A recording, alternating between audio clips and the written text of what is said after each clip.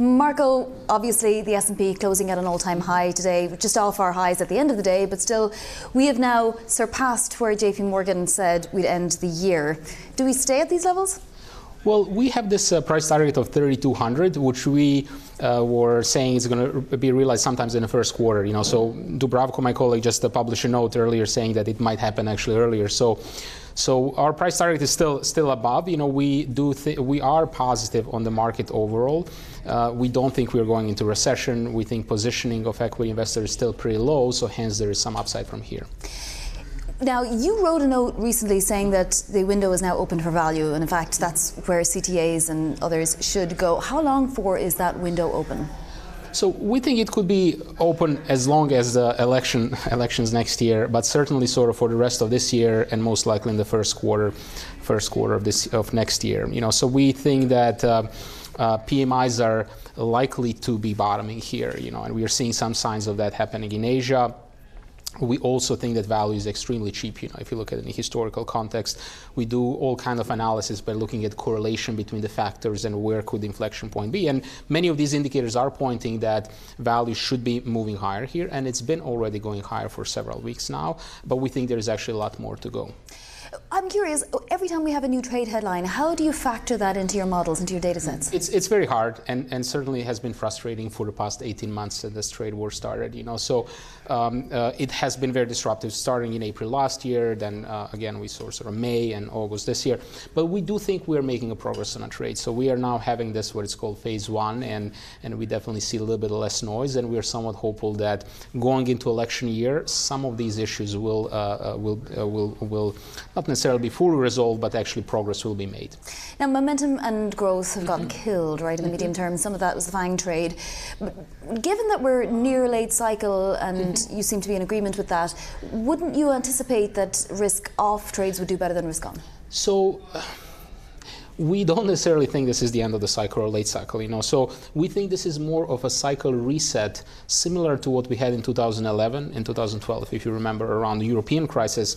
And then we had it again back in 2015 and 16 around emerging market crisis in China. So we think sort of 2019 and 20 is probably another cycle reset.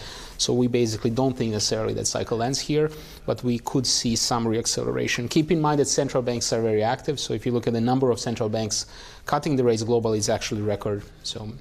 Well, exactly, and obviously later on this week we're anticipating another Fed rate cut. How will that impact your trades, if at all? So we expect, which is a sort of consensus, that Fed will cut rates. We think markets should react positively for that. I think we'll need to see specific language, and what it sort of implies for December or for further sort of rate cuts. But we think already Fed has made a substantial turn. They're cutting, they're injecting liquidity in the repo market as well. So we think that should be positive for the risky asset classes.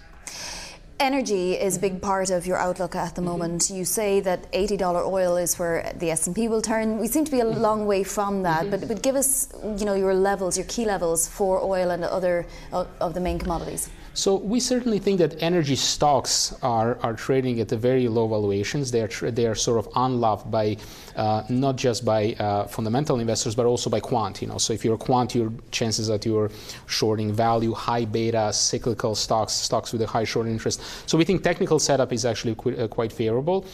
If there is a turnaround in the PMIs, we also do expect actually oil to move higher. And also on a technical side, if you look at the trend following investors, they're now heavily short oil. But come November, many of these signals will change. So if you look at the sort of mid to late November, suddenly oil will be in an uptrend. Even if the prices don't move here. So we think some of the CTAs will close the positions. We think some of the equity quants will short positioning in cyclicals and energy stocks specifically. So we think actually there could be quite a bit of an upside here. Supply also is somewhat challenged recently on oil side. So we think actually this situation could align actually to see substantial upside both in commodity and then specifically also in equities related. We saw palladium at a record today as well, and that's a supply issue too. But obviously the China trade war is having a big impact on commodities as well. How does that factor in here? Absolutely. So that has been the main driver sort of the value in cyclical underperformance. Dollar has been strong, and one can argue also that the strength strength of a dollar is related also to trade war and sort of general fear of recession. So many of these things could actually could start turning around. So we're already seeing dollar being weaker. We're already seeing some signs of life in the cyclical stocks and value stocks. For instance, semiconductors, one example. So we think energy is not yet responding, but it would be probably the next segment to respond positively.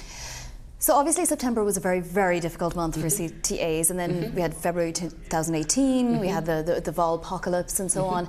Where are funds positioned now? Can you give us an update? Sure. So if we're looking at sort of February last year and that big spike in volatility and closing of some of the short volatility position, back then leverage was very high in the system. So many clients were running very high level of leverage. They were running high net exposure to equities, and they were running very much short market volatility as a carry trade. So we're nowhere near there. So leverage is now, we estimated, in about 35th percentile historically. So call it kind of 3 out of 10. While back then it was 10 out of 10. And similarly, if you look at the September last year when we had the beginning of the sell-off, leverage was also very high. It was also 10 out of 10 last year in September. So we think situation is a lot more safe now. So there's not as much selling of volatility. There is certainly much lower leverage in what we call volatility targeting community. And then on a CTA side, CTAs are they are long bonds, they're modestly long equities. Again, sort of exposure there is about 35th percentile. So I don't think the risk is very high coming from these market segments.